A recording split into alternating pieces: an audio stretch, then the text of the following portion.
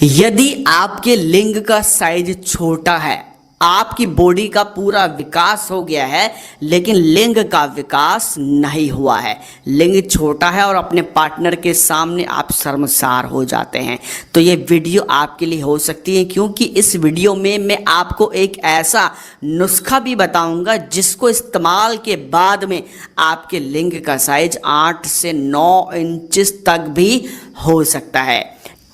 दोस्तों, बहुत सारे नौजवान, बहुत सारे लड़के परेशान हैं अपने लिंग के साइज को लेकर कि क्या मेरे लिंग का साइज छोटा है, क्या वो बड़ा है, क्या वो ठीक है, क्या इस लिंग के साइज से मैं अपने पार्टनर को सेटिस्फाइड कर भी सकता हूं या फिर नहीं। देखिए, जितनी जिसकी हाइट होती है, जितनी जिसकी हाइट होती है उतनी उसके लिंग की लंबाई होनी चाहिए इंचेस में।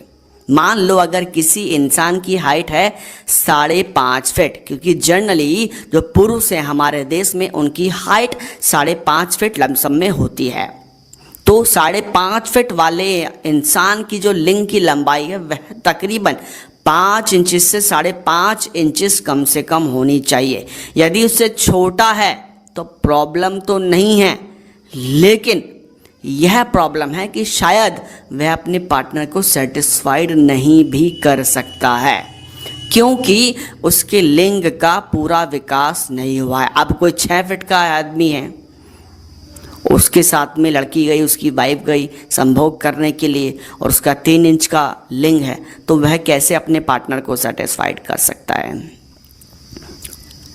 तो आपको यह समझना पड़ेगा कि सबसे पहले हमारा लिंग का साइज क्या होता है। मैंने आपको बताया कि जितनी आपकी हाइट होती है उतना ही आपके लिंग का साइज इंचेस में होना चाहिए।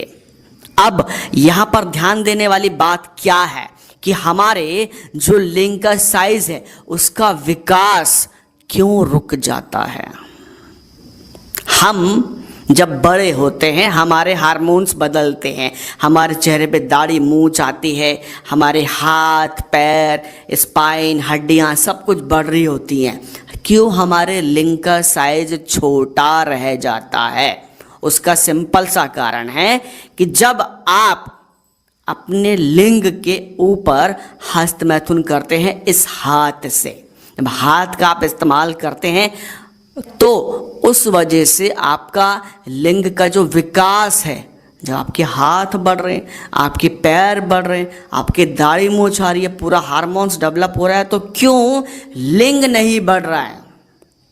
आपको उस समय पता नहीं चलेगा मेरे भाई।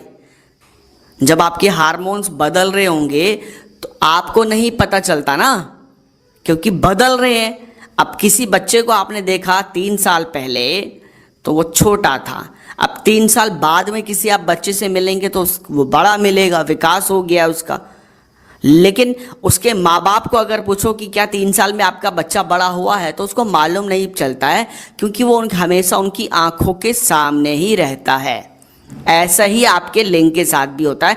आपका जो लिंग है वह आपकी आंखों के सामने होता है, आपके साथ होता है, तो आपको पता नहीं चलता है कि ये बढ़ रहा है या छोटा है।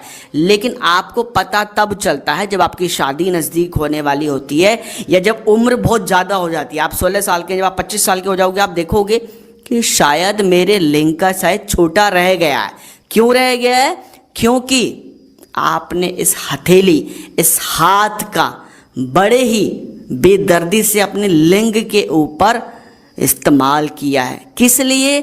छोटे से मज़े के लिए, थोड़े से मज़े के लिए कि ठीक है मेरा जोश, मेरी ताकत, मेरा वीर्य, मेरी शक्ति बाहर हो जाए।